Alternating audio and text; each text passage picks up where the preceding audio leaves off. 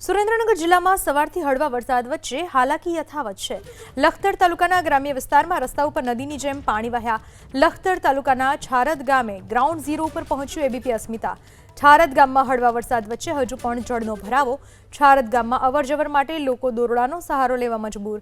લખતર તાલુકાની ઉમાઈ નદીના પાણીથી છારદ ગામ જળમગ્ન। ગ્રામ્ય વિસ્તારના અનેક રસ્તાઓ જળમગ્ન થતા લોકો થયા હેરાન પરેશાન।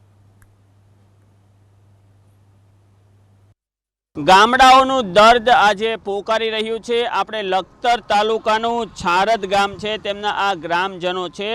આ જે ગામ છે મોટા ભાગનો વિસ્તાર સંપૂર્ણ પાણીમાં ગરકાવ થયો છે, ત્યારે ગ્રામજનોને શું તકલીફો પડી રહી છે તે અંગે વાત કરીશું। ગામડાનું દર્દ, આજે ગામડું દર્દમાં છે। આજે તમારું પંથક છે લખતર, પંથકના અનેક ગામો પાણીમાં ગરકાવ થઈ ગયા છે। ખાસ કરીને આ પાણી જળ ભરાવની સ્થિતિને કારણે ગામડાના લોકોને શું તકલીફ પડી રહી છે? ગામડામાં આર્થિક નુકસાન થાય છે અને પાણીનો પ્રવાહ ઉમાઈ નદીનો ચારે તરફ ફરી વળે છે। હાલ તો અમારે પાણીનો નિકાલનો યોગ્ય કોઈ રસ્તો છે નહીં અને છારદ આ નદીનો મુખ્ય માર્ગ ગણવામાં આવે છે। આ મુખ્ય માર્ગ એટલે કે સામાન્ય વરસાદના પાણીનો યોગ્ય નિકાલ પંચાયત નથી કરી શકતી, તો આ ઉમાઈ નદીનો યોગ્ય નિકાલ ક્યાંથી થાય? એટલે અમારી એક જ માંગ છે અત્યારે હાલ નુકસાનમાં કે અમારી ઘર વખરી સામાન, ચીજ વસ્તુઓ, સાધન સામગ્રી, આ બધું નુકસાન છે અમારે। કેટલા લોકો અસરગ્રસ્ત હશે? મોટા ભાગના ઘરોમાં પાણી ભરાઈ ગયા છે, લોકોને આવવા જવામાં કેવી તકલીફો પડી રહી? ખોરાક બનાવવામાં માલ મિલકત પડી ગયા છે, શું સ્થિતિ છે અત્યારે? હાલ નુકસાન તો બહુ જ છે। અમારા ઘરો બધા આશરે 500 ઘરનું ગામ છે, પણ આશરે 100 થી 150 ઘર તો પાણીમાં જ છે। હાલમાં આ જે જળ ભરાવની સ્થિતિ ગામની વર્ષો જૂની સ્થિતિ છે, અનેક રજૂઆતો કરવામાં આવી છે, છતાં પણ સ્થિતિમાં સુધારો થયો કે નહીં, કે શું છે હાલમાં સ્થિતિ? તારીખ 2 ઓગસ્ટ 2026 પહેલાં મુદ્દાની વાત એ છે કે આપણે ઉમિયા નદીનું પાણી આવે ત્યાં આજે ધોલેરા લાઇનનું પમ્પિંગ સ્ટેશન બનવા જઈ રહ્યું છે, તો અમે મામલતદારમાં અરજી આપી છે, બરાબર। અત્યારે તો પાળો તોડી નાખ્યો છે। એ ભાઈએ એવો વાયદો આપેલો કે 10 વર્ષની અંદર હું ગમે ત્યારે તમે મને ફોન કરો, રમણભાઈ કરીને નામ છે, ફોન કરીને તમને જવાબ દઈશ। અત્યારે એવું કીધું કે 500 અરજી આવી છે, મારા માણા છે, એમને રિસીવ કરી નાખેલું છે સ્થળ પર, મારે ત્યાં આવવાની જરૂર નથી, અત્યારે એવું કહે છે। તો એ પમ્પિંગ સ્ટેશન બનશે તો કેટલું નુકસાન થશે? આજની તારીખમાં પોઝિશન છે તો ઉમિયા નદીનું પાણી ત્યાં તો રોકાવાનું છે, તો હાલત શું થશે ગામની?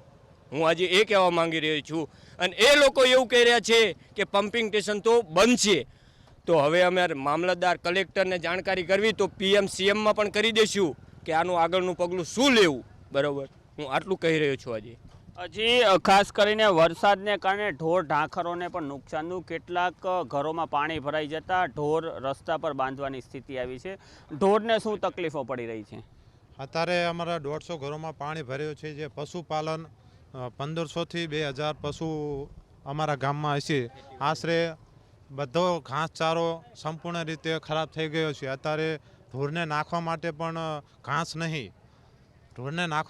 ઘાસ નહીં, તેના માટે અત્યારે સરકાર કોઈ સહાય કરે તે માટેના સંપૂર્ણ પગલાં ભરે અને ગામ સુધી ઘાસચારો પહોંચાડે તે માટે કોઈક સવલત કરે તાત્કાલિક, તેવી મારે તંત્રને રજૂઆત છે। ખાસ કરીને જો આ ગામની વાત કરવામાં આવે, ગામડાઓમાં પાણી નિકાલ માટે વર્ષોની રજૂઆતો હોય છે, પરંતુ કોઈ યોગ્ય વ્યવસ્થા કરવામાં આવતી નથી। આ તમારા ગામમાં જે જળ ભરાવની સ્થિતિ છે તેને લઈને શું રજૂઆતો કરવામાં આવી અને શું કાર્યવાહી કરવી જોઈએ? આપણે આ છારદ ગામમાં 5 દાડા પહેલાં પાણી આવ્યું હતું, તો એ 5 દાડા રહ્યું હતું ગામમાં અંદર જ, ફરીને વરસાદ આવ્યો, ફરીને આ 4-5 દાડા પાણી રહેશે। તો ગામમાં 10 દાડા પાણી રહેતું હોય તો ખેતરમાં તો મહિના લગીને જાય એવું નહીં રહેતું। ખેતરમાં 100% નુકસાન જ છે। સરકારને અને સરપંચને વહેલી તકે એનો સર્વે કરીને યોગ્ય વળતર આપવું જોઈએ ખેડૂતોને। ખાસ કરીને તમારા પંથકમાં કેટલી ગામો ડૂબાણમાં છે? કયા કયા મુખ્ય પાકોની વાવણી થાય? હાલમાં પાકોની વાવણી થઈ ગઈ અને જો નુકસાન જાય તો અંદાજિત કેટલા એકર દીઠ અથવા તો વીઘા દીઠ કેટલાનું નુકસાન જાય?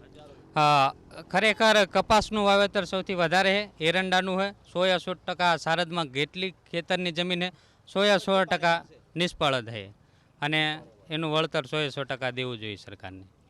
જે વાવણી થઈ ગઈ હતી, વાવણી થઈ ગઈ, ખેડાઈ ગયું અને હવે પાક જો નિષ્ફળ જાય તો એક વીઘા દીઠ અંદાજિત કેટલા પૈસાનું ખેડૂતોનું નુકસાન જાય? વીઘા દીઠ અંદાજિત 20 થી 25,000નું વળતર દેવું જોઈએ સરકારને. હજી આપણી સાથે અન્ય ગ્રામજનો છે, તેમની સાથે વાત કરીશું. ખાસ કરીને જે વિકાસ હોય તે શહેરોમાં દેખાતો હોય છે, ગામડું આજે દર્દમાં છે, ગામડું આજે પોકારી રહ્યું છે. ખાસ કરીને આજે ગ્રામ્ય વિસ્તારો છે તેમાં જે ચોમાસાની સ્થિતિ હોય તેમાં બાળકો, મહિલાઓ હોય, વૃદ્ધો હોય, તેમને શું શું તકલીફો થાય?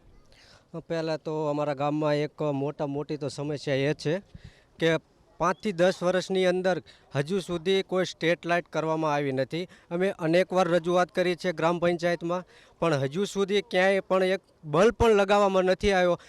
આ જો દિવસમાં આટલી બધી જો પાણીમાં ચાલવા આવવા જવામાં જો તકલીફ પડતી હોય તો એક વખત રાતનો પણ જો એ નજારો જોઈ લે ને તો એમને ખબર પડે કે આ ચલાય કે ના ચલાય. એવી અમારા ગામડામાં અત્યારે ફૂલ પરિસ્થિતિ છે કે પહેલાં તો આ પાણી આવ્યું છે, ચલો પાણી તો આવ્યું તો અમે દિવસમાં ચલવી લઈશું, પણ જો દિવસમાં જ રાતે જો અમે ચાલવા જઈએ તો અત્યારે સંપૂર્ણપણે સારદમાં અંધકાર જ છે.